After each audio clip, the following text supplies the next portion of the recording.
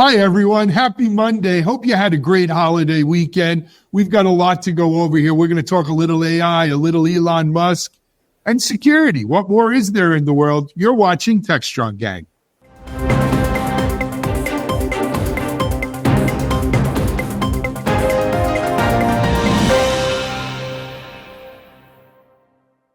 Hi, everyone. Alan Schimmel for Techstrong here on the Techstrong gang.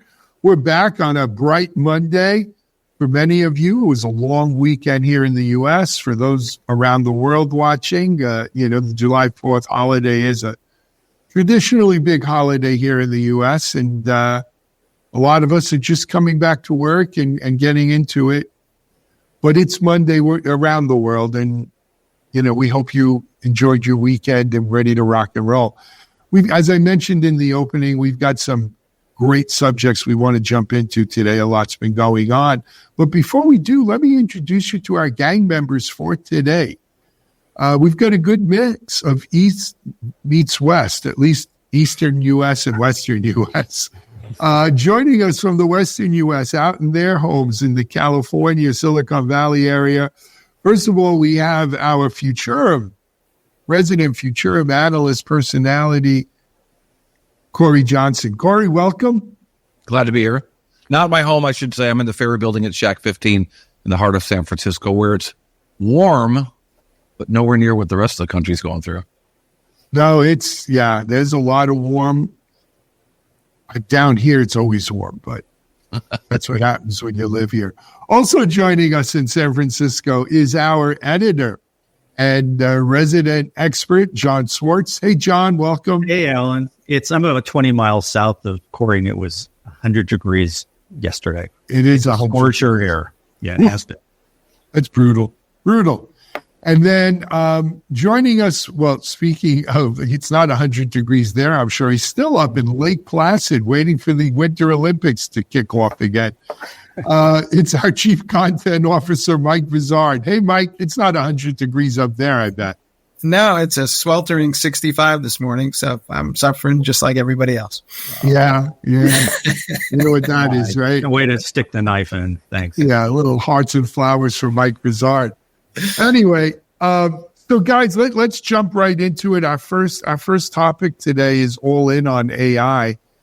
And I didn't think that was controversial. But Mike, what's the story? Well, John has an article on Techstrong.ai, but the backstory has always been, there's been this assumption that AI was a big company game because you needed a lot of data to train the models and make it work. And yet these surveys seem to suggest that small companies and mid-sized companies, there's 2 surveys, are wrapping their arms around this and starting to use this. I guess my question is as to what degree, but John, did any of this kind of jump out to you and surprise you a little bit? Yeah. So what, as you said, what wasn't a surprise is that these large enterprises are rushing to implement AI, and they're finding they're having some growing pains as they kind of wend their way through the process. But what is interesting is that a lot of small and mid-sized companies are pursuing the same strategy. They're not as far along, and they are fairly optimistic. I probably should caution that these surveys looked at them and asked them where they think this will take them, where this could actually mean for their business. So they're overly optimistic. We'll see where they feel like or what they say after they start going through this painful process of trying to make it happen. So a couple of stats jumped out at me. There were more than half the mid-sized companies said they were making AI investments their top priority, and about 8 out of 10 are jumping towards implementing Gen AI. They think it's going to have a significant impact over the next 12 months on productivity, competitive advantage, profitability, et cetera. What's interesting is that they also think that this is going to happen despite AI's influence on their internal operations. And in other words, they think that it's going to have a profound impact on jobs within their company. So they're going to have to reallocate resources. They're going to have to hire more people and probably going to have to lay off some people. They're optimistic despite what this could mean to their business. And so in a sense, it's an early look, an early frame view of them. Also, there was another survey that came out after these 2 that we talked about that found that nearly 80% of the decision makers reported an increase in the use of AI and fraudulent attacks over the past year. So there's a cybersecurity threat on top of everything else. So as Mike, as we keep seeing with the hyperbole around AIs, everyone expects miracles overnight, but they just don't know there's a lot of pain points before they get to that nirvana that they hope to achieve.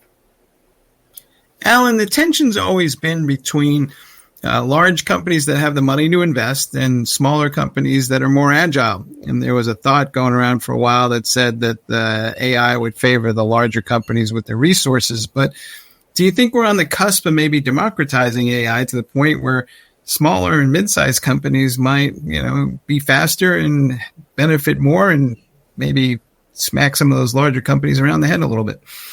Well, I think the important thing to remember here is that not all AIs are created equal, nor should they be. Until the Supreme Court rules on it, who knows? But I digress.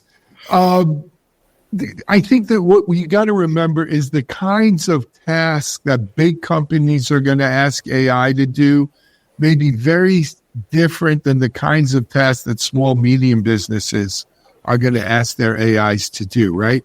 SMBs may not be as focused on, for instance, creating their own LLMs. They're perfectly happy using a well-trained LLM to help them with some marketing task and some writing and some ideation and stuff like that. Even to, generate some simple Python scripts or, other kind of coding, if you will, where a larger organization, they could really use a custom LLM or SLM or whatever you want to call them to help with some very specific enterprise type of functionality that AI can really help with, supplementing or even replacing workers, perhaps. So I think both sides of the equation will benefit from AI. They'll just use different aspects of AI and use AI in different ways that make sense given their resources and their aims and goals here. Cory, do you think Wall Street will start evaluating how companies are using AI and the degree that they're using that to judge valuations of these companies? We've been on this kind of hype cycle, but will people start asking tougher questions about, hey, what exactly is, I'll randomly pick Eli Lilly doing with AI, and is that going to factor into their stock price, and how savvy is the analyst going to get? Yeah, I think that the way that the market's going to evaluate this in terms of company performance, I'm putting the market of the crazy Wall Street bets. I don't care what the companies are. So a number goes up world. That's aside. I don't consider that actual stock or business analysis. But the business analysis at Wall Street's doing it is about productivity. And we're in a really interesting period right now where we have AI tools coming in. And I think it's already table stakes to assume that every company is finding ways to do more with AI, to create more, and to do that with less. What we saw, particularly in tech companies, but really across the board in the last, call it 36 months, was companies cutting back for fear of a recession that never came. So we have not seen the recession that so many companies saw in the future that was about 9 months away for about 2 or 3 years. And so we saw significant cutbacks in employment and spending from all of these companies, just as AI is becoming a potential tool for companies to use. And so what we've seen is companies already cut back ahead of a recession that never came, and now they've got AI tools to further add to productivity. So in broader labor statistics, as well as in specific company analysis, we see companies' margins improving. We see operating margins improving because they're doing more with less. And I think that that's only going to accelerate with AI. And then, when we get into our sort of Techstrong, Futurum Group, real studies about IT spending, what we see is that companies are able to spend in IT and they're able to spend on AI, I should say, getting my acronyms wrong, two-letter acronyms, able to spend on AI in ways that they might not have been if they were still supporting all that staff, if they were still supporting all those other things. And even pulling from things like cybersecurity, it looks like, to spend more on AI. So I think we've only seen the beginning of what companies will do. But so now let's take it to the conversation of small company versus big company. We're going to see innovations from small companies because we always see innovations from small companies because they move faster, they're more nimble, and they find disruptive solutions because they don't have anything to disrupt. And so we're certainly going to see that going forward. But the biggest tools for AI require enormous amounts of spend. Large language models and the processing of those models are so much more expensive than the processing of other data, 10x other data, 10x more power, 10x more computing speed, more computing power, 10x more cost in the data center. And that's only going to benefit the large players. So what are we going to get? Just like we see in everything in our society, we're going to see the richer get richer, the poorer gets poorer. We're going to see the dumbbells where you've got the really big on the big side and the really interesting on the small side, and the middle becomes a wasteland. I think the smaller guys will be more nimble, so maybe the poor won't get quite as poor as you're saying. But I feel like most of these companies don't really have a strategic plan for adopting AI. It seems like we're kind of testing a couple of proof of concepts and we're seeing what might work. But most of what's going on is employee initiative, and the employees are getting maybe more efficient at their job. But I'm not quite clear that. Yeah, I don't know. Yeah, I'm not even sure that employees are becoming more efficient. I mean, that's one of the pitfalls, it seems, that I keep hearing from companies. So I talked to some small, mid-sized, and larger companies piggybacking off these studies. And one of the things that keeps cropping up is the poor training or the lack of training for AI, or just the inability to know how to train for it. They assume that the employees are going to be thrown an AI tool and make the most of it. So that's one of the problems that's been rearing its ugly head. And I guess for now, right, broadly speaking, I think all these companies, first and foremost, are trying to figure out a way, as Cory alluded to become much more efficient in terms of cost and productivity. So you're right. But you're right, Mike. A lot of these companies, when you ask them directly, what specifically do you plan to do? They're just making it up right now, or they're improvising. Maybe that's a better way of putting it. I shouldn't say make it up, but they're trying to improvise and find their way. Well, part of it is it's a moving field goalpost, right? Because what we could do with AI is changing day to day, minute to minute. It seems. Cory, I loved your analysis there. I think that really does sum it up. So many companies, especially in the tech world, have been preparing for a recession that never came, and now we're in a position where we're doing 25% more with 25% less. And at some point, that's got to hopefully catch up. I think we're already starting to see it kind of normalize there.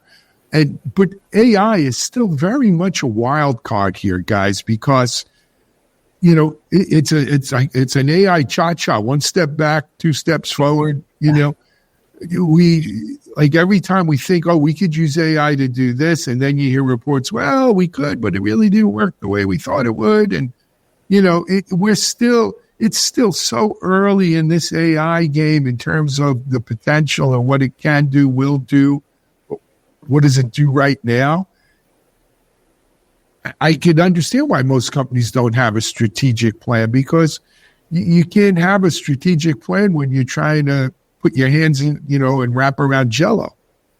I think the biggest implementations are going to benefit the biggest companies that can really spend vast fortunes on this to build the big tools. But as we get later on in the AI game, when there are some sort of established, when ChatGPT doesn't hallucinate as much, right? When the most common tools are more dependable, then we'll start to see implementation from smaller companies that might be so groundbreaking that some leaders start to emerge. I know as I'm getting ready to learn a new line dance, apparently, the AI cha-cha. I kind of like that. You like that, huh? Just make sure you credit me on this, right? So it doesn't end up in somebody's LLM and I don't get anything for it. All right. Hey, you know what? I think it's time to take a break here on Techstrong Gang. We're going to be back in just a moment.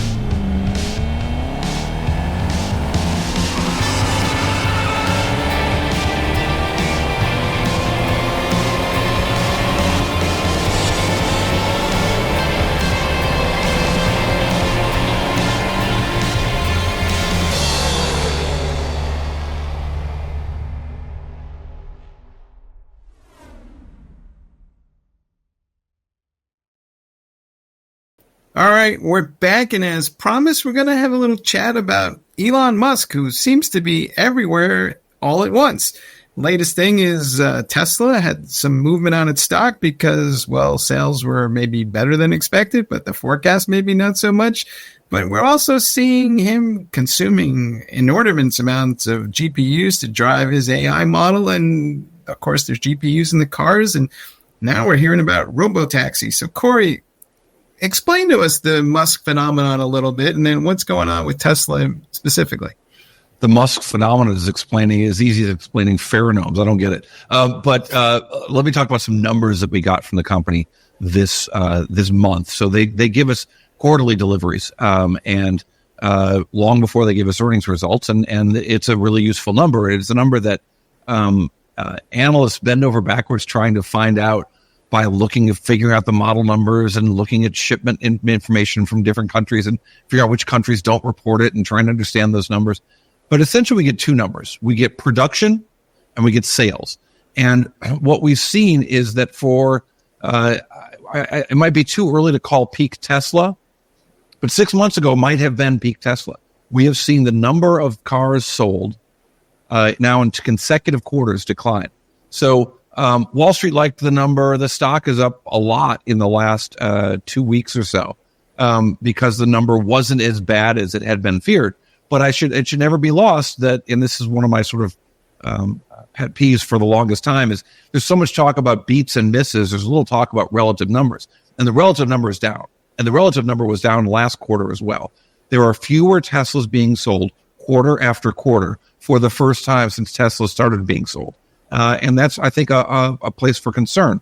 There's a lot of reasons for that, but I think that, and there's a lot of guesses at those reasons, and I think we'll undertake a few of those.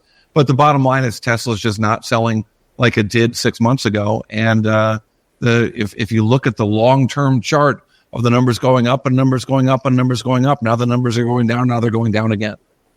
So take a guess at some of the reasons for that, if you would, because some people would say, EVs aren't all what they were cracked up to be. And other folks are saying, you know what, the self-driving promise isn't real either. So what's driving? So one of those things is true. One of those things is not. So self-driving there is no self-driving, right? There have been many, many lawsuits now for people dying in Tesla cars, and some people suing, saying that they were overpromised what self-driving is, and that the drivers took Elon at his word that self-driving was self-driving. And indeed, the NTSB has criticized what Tesla has said, and indeed try to curtail what they say about how much these cars can drive themselves.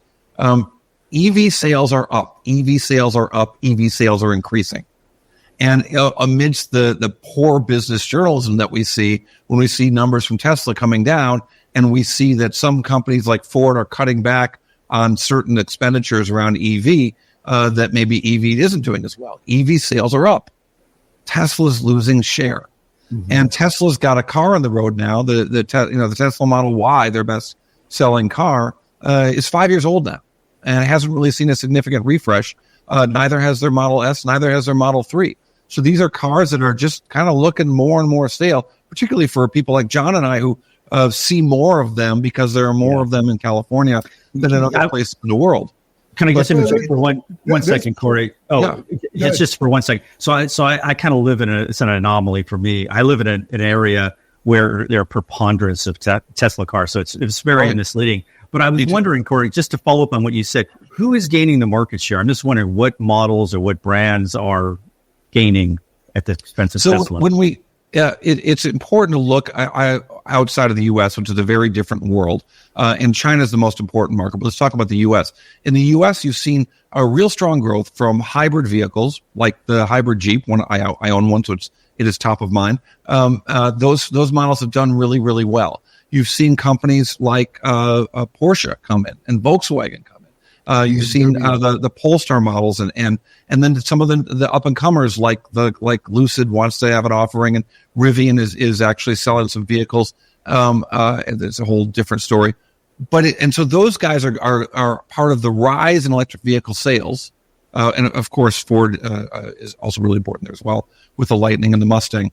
But when you go into China, you see a very different market where the Chinese government has put a big emphasis on domestic makers of electric vehicles. BYD has been the big beneficiary.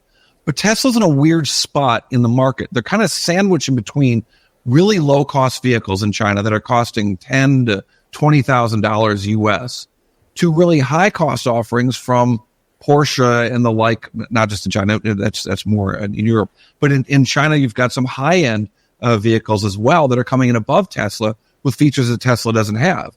And they're kind of squeezed in the middle here, also not a favored producer when China is favoring domestic companies. You know, in the immortal words of Tony Montana, they're not the only dope dealers on the block. And that's really, when Tesla owned the EV market, because they were really the only producer.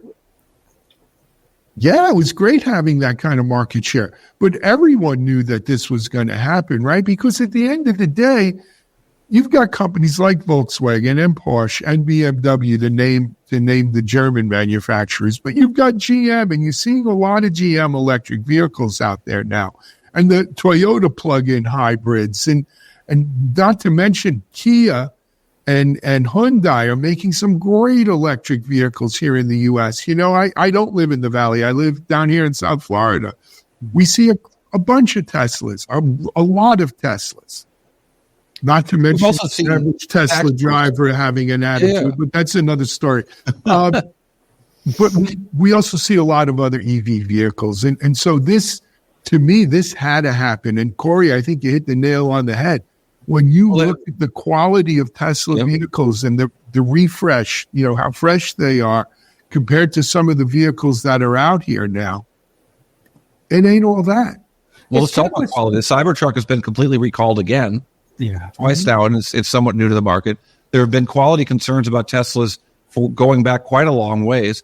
We read in Walter Isaacson's book about Elon Musk, about all these things they would do on the production line to rush across the mark so they could hit that delivery number, regardless of what was happening on the inside of the factory, and maybe concerns about the quality have taken.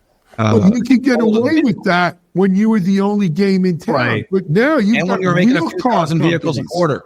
Now when you're making 400,000 vehicles a quarter. And let me add to that the one of the reasons that people like John and I, living in the fancy communities in which we do, see so many Teslas in California is because there was a time when their tax breaks were footloose and fancy free. When buy an electric car, we'll give you $7,500 from the state. We might give you more from the federal government, whatever kind of car it is. And all of a sudden you had people with lots and lots of money buying $100,000 Teslas, getting big tax breaks from the government, and the government getting some criticism saying, hey, you're giving tax breaks to these millionaires and billionaires. I won't do it by Bernie Sanders, but millionaires and billionaires getting tax breaks for $100,000 electric cars it started to become pretty unpopular. And so the government has tailored tax breaks towards away from super wealthy people, millionaires and billionaires, who were getting these tax breaks. And as a result, there are fewer Teslas being sold to those people.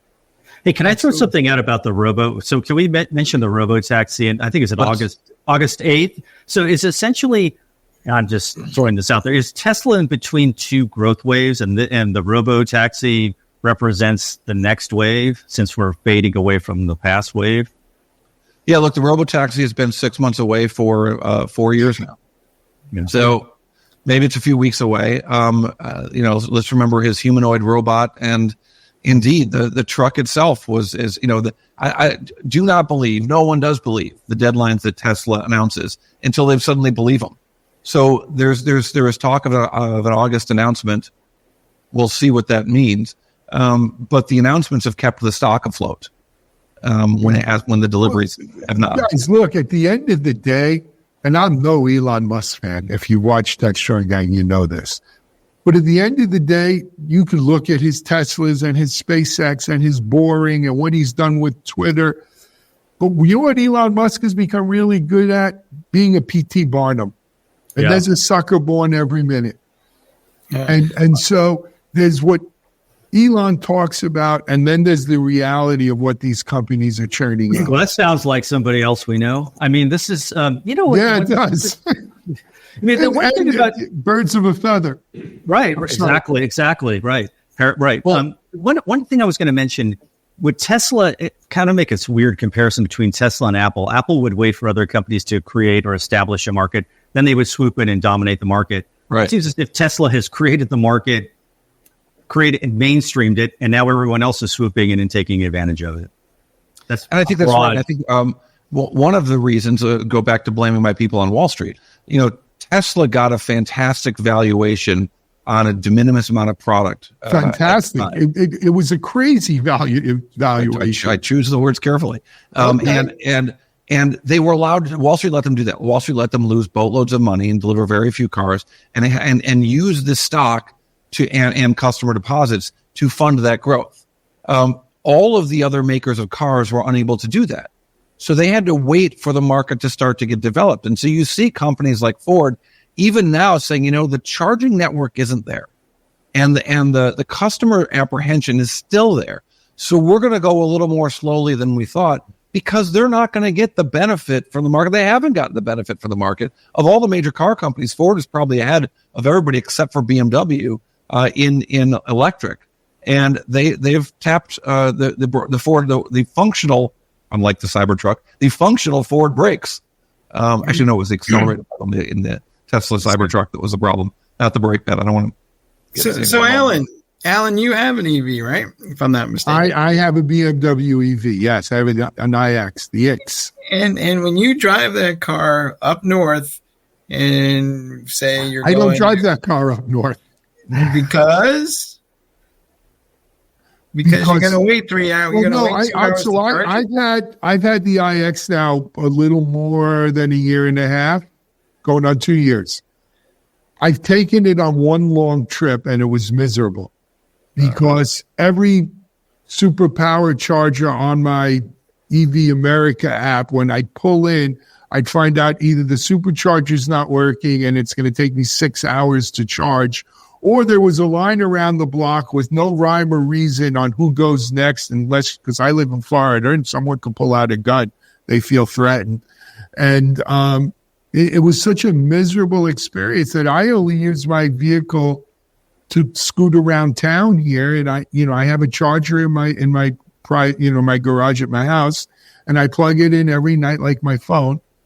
And it works great because I supposedly have a 380-mile range on this and it's a big SUV, the iX.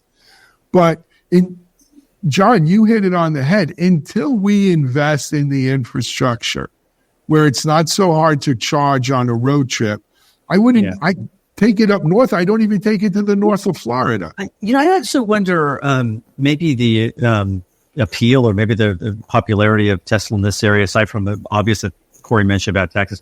There is a lot of infrastructure available. If you go to any Target, there are rows, 50 charging stations. I mean, they're everywhere. Houses, my daughter, they have an EV. But are they working?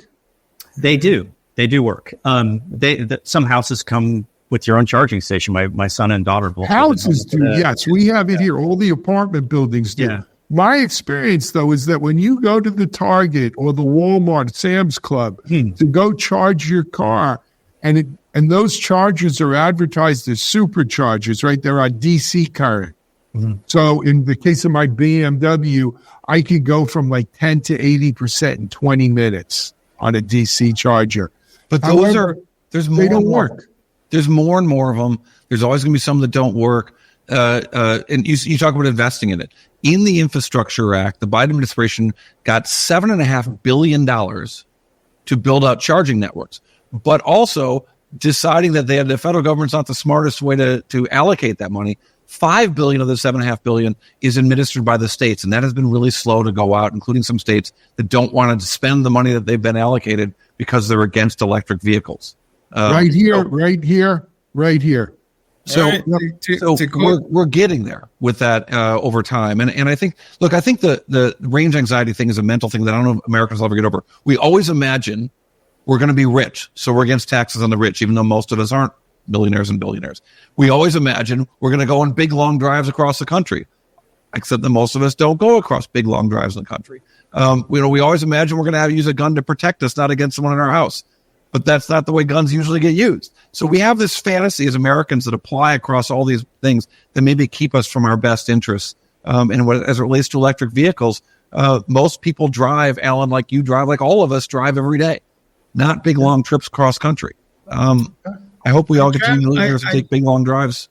I drive across Florida often enough to go see relatives that, as far as a new car is, which I am in the market for, I'm going to take the George Bush approach and say, not going to do it. Read my lips, huh, Mike? Okay. On that note, we're going to take a break here. We're going to go charge my car. We'll be back in a minute on Techstrong Gang. SecurityBoulevard.com is the leading resource for news, analysis, and education on challenges facing the cybersecurity industry. SecurityBoulevard.com covers all aspects of cybersecurity, including data security, DevSecOps, cloud security, application security, network security, security threats, and more.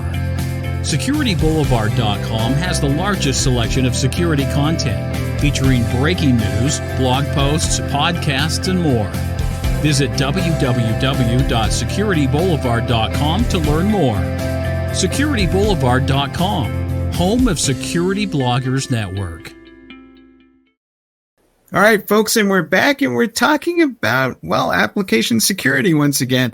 There's been some issues involving Apple and some sort of flaw that, according to reports at least, is been floating around for a decade.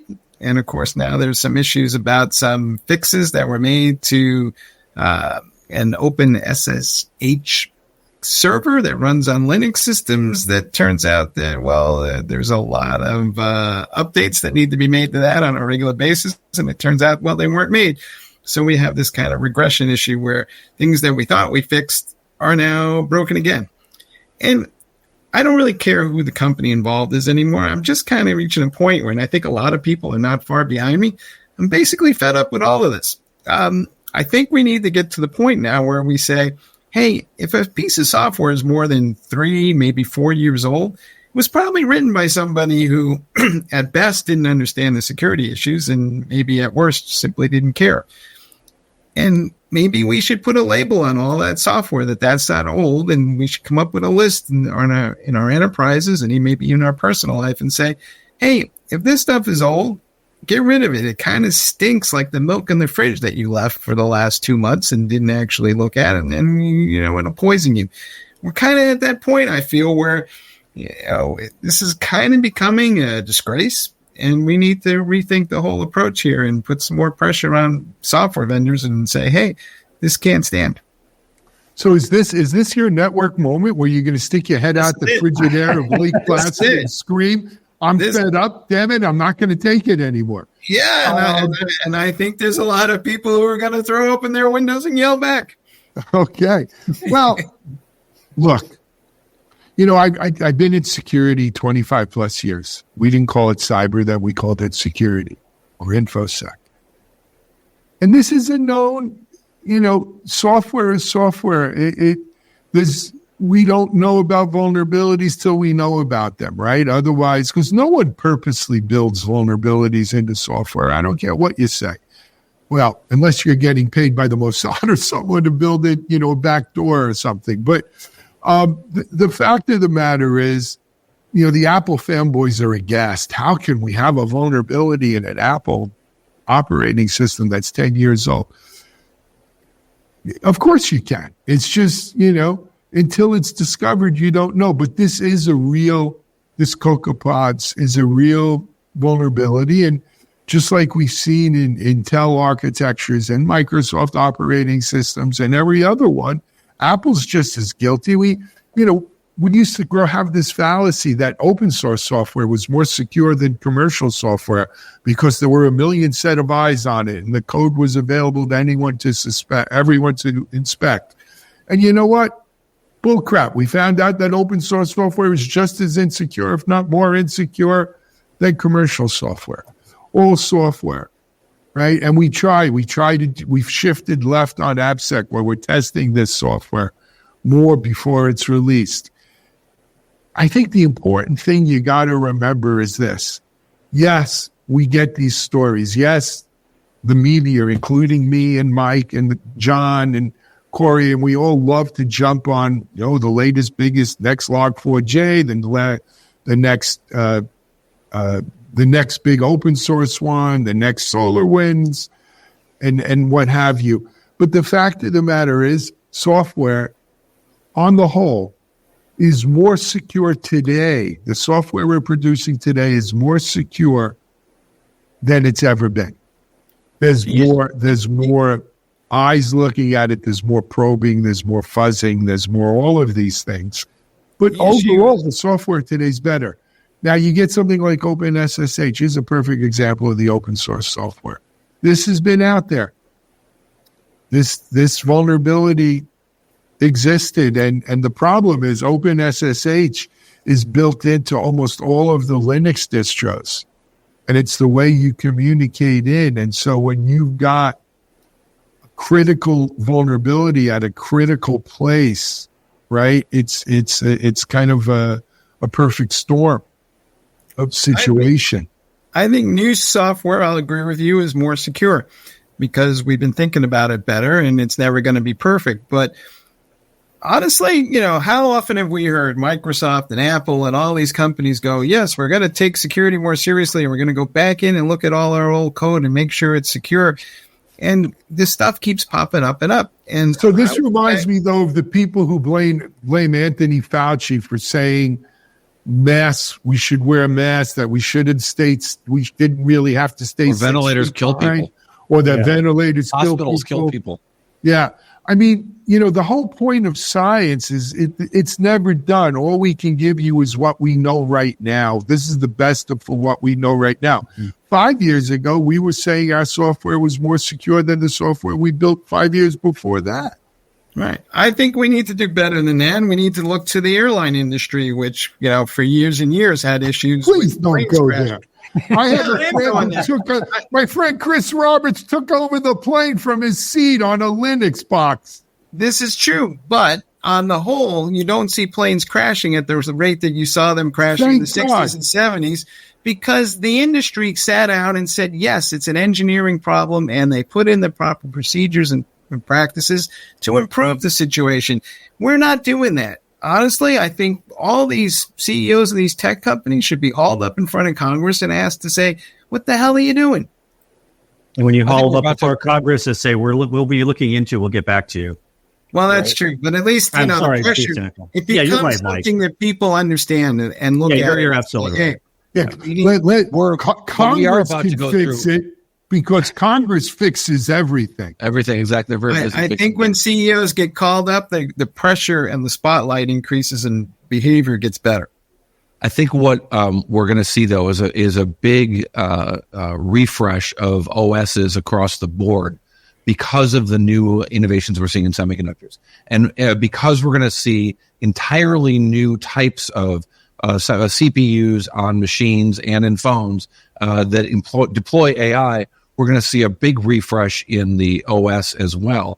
And it's going to go one of two ways, right? It's going to have a lot of new holes in it, or it's going to have the opposite, where it's going to take into an understanding of what most recent exploits look like and design around those. I'll give you, for instance, right, in the AppSec realm, you look at the OWASP Top 10, which has been around now 20 or 25 years. Yeah. It hasn't changed a lot, though last year there was some movement. But, for instance, we see a lot less buffer overflows than we used to, because a buffer overflow used to be one of the main vectors in, right? The old buffer overflow. And we've managed to engineer those out for the most part. You don't see that anymore. The invention of the WAF, the Web Application Firewall, and the proliferation of it really made a big difference in AppSec attacks on web apps. But then what happened is you now have 70% of the traffic on the internet is actually API-driven traffic. And a lot of that API traffic flies under the radar of the WAF. So it made the WAFs almost obsolete, right? Because now we need API security AppSec, and the industry is responding to this. But you mentioned buffer overflow, like that specifically with AI. Buffer overflow is an old risk that went away that's now back, because buffer overflow of managing large amounts of data that suddenly change across a network are necessary expansions of flow of data for AI models that now don't look so strange, and you've got AI tools to write cyber attacks that can take advantage of that. So it's that everything old is new again. It's the way it is. I'm going to go real simple on this. Essentially, what we're doing today is for every $10 of software we're deploying $2 worth of security to make sure it runs. That's crazy. I mean, we're overspending on security to compensate for flawed engineering. Yeah. I mean, it's true that so when you look across all sectors, tech companies spend more on cybersecurity than anybody else. So tech is usually about 20% of their IT budgets. Finance companies are 15%. Retail are usually below 10%.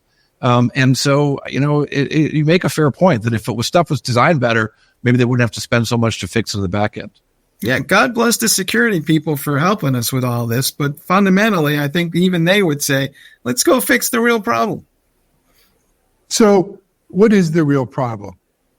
The real problem is a lot of guys women were writing code without an appreciation for all the security issues. And that's why the top 10 doesn't change on your list, because we're still seeing SQL injections.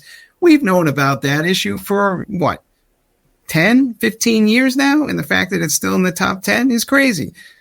Essentially, we got to go retrain the developers, and then we got to go rewrite all the software. There's just no way around this. And everybody's going to say it's too costly, but I'm telling you, the cost of the breaches is now exceeding the cost of the fix. I don't know if I buy into that.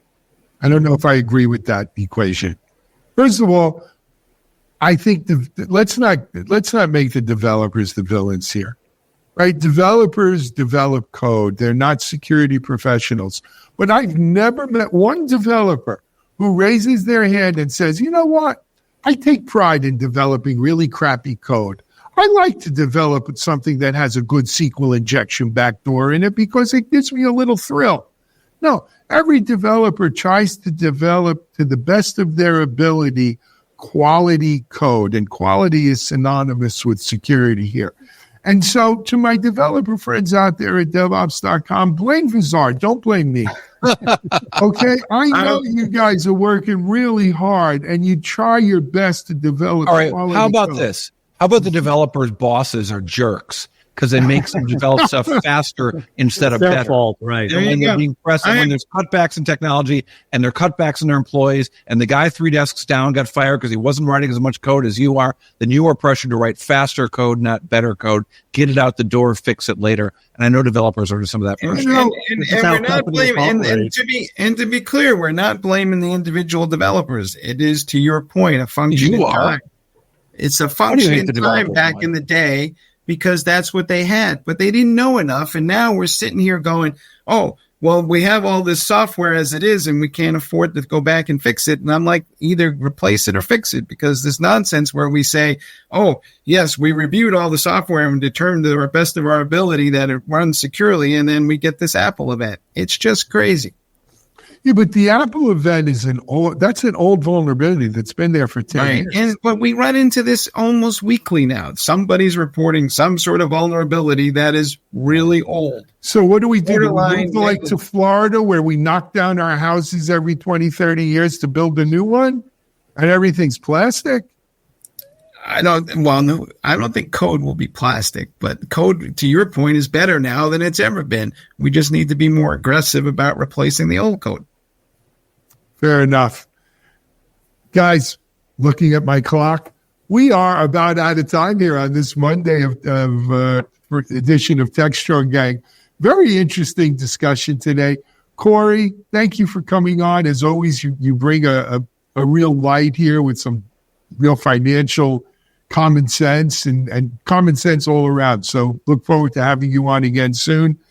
John, as always, thank you. Great big stuff today. Keep writing what you're writing. People are really enjoying it. Mike Vizard, enjoy Lake Placid. If you meet, what was the big speed skater from Lake Placid? Was it Eric? Not Eric Eric Hyden. Eric That's Hyden. the You see Olympic. I'm not Eric old enough to Hyden. Tell remember him I that. said hi. Or was that also Eddie the Eagle?